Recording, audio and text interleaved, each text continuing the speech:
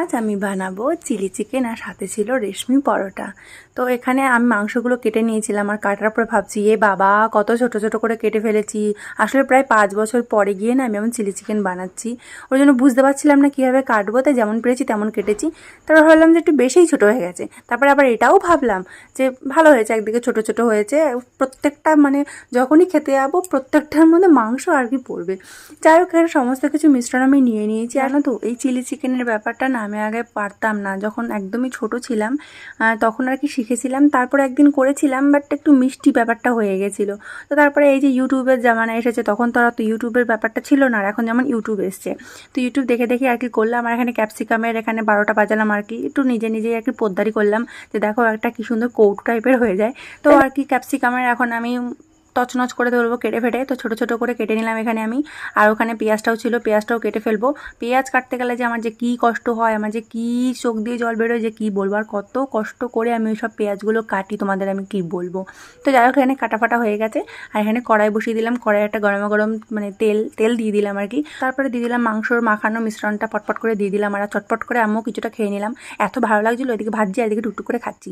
আর এদিকে দেখতেই পাচ্ছ এখানে আমি নিয়ে নিয়েছি একটা বাটির মধ্যে নিয়েছি টমেটো সস। আর নিয়েছিলাম এখানে তোমারটা কী বলে জানি, চিলি সস নিয়েছিলাম। চিলি সসটা কিছুতেই বেরোচ্ছিলো না, টিপে বার করেছি। আর তারপরে নিয়েছিলাম সয়া সসটা দেওয়ার পরে পুরো মিশ্রণটা না কালা কালা হয়ে গেছিলো, কীরকম লাগছিলো দেখতে। আর সবার শেষে নিয়েছিলাম একটুখানি চিনি, যেটা আমি যখন আগে করেছিলাম অনেকখানি গাদা চিনি দিয়ে দিয়েছিলাম চিলি চিকেনে। তো এটা এখন মানে অন্যরকম হয়ে গেছে। যাই হোক, এখানে দেখো ভাজা হয়ে গেছে, ভাজা নামিয়ে নিয়েছি। আর ওখানে প্রায় আমার অর্ধেক খাই শেষ হয়ে গেছিলো, মানে খাচ্ছিলাম আর করছিলাম আর কি। তোমরা আমাকে আবার পেটুক ভাবো না, হ্যাঁ আবার পেটুক ভাবতেও পারো, আমি একটু বেশিই পেটুক। যাই হোক, এখানে আমি দিয়ে দিয়েছিলাম তেলের মধ্যে রসুন, আদা আর হচ্ছে পেঁয়াজ বলছি সরি, কী বলো ওটাকে, লঙ্কা দিয়ে দিয়েছিলাম। লঙ্কাগুলো খুব ঝাল ছিল তাই কয়েকটা দিয়েছিলাম। তারপরে আমাদের বাড়িতেও অতটা পছন্দ করে না ঝাল খাওয়াটা, তাই একটু সামান্য ঝাল দিয়েছিলাম। আর তারপর চিলি সসও ছিল, আবার ওদিকে আমি লাল লঙ্কার গুঁড়োও নেবো। তো একটু গরম ভাজা হয়ে যাওয়ার পর এখানে আমি পেঁয়াজ আর ক্যাপসিকামটা দিয়ে দিয়েছিলাম, একটু নুন দিয়ে দিয়েছিলাম। নুনটা নাড়াচাড়া হওয়ার পরে একটু দিয়ে দিয়েছিলাম গোলমরিচের গুঁড়ো।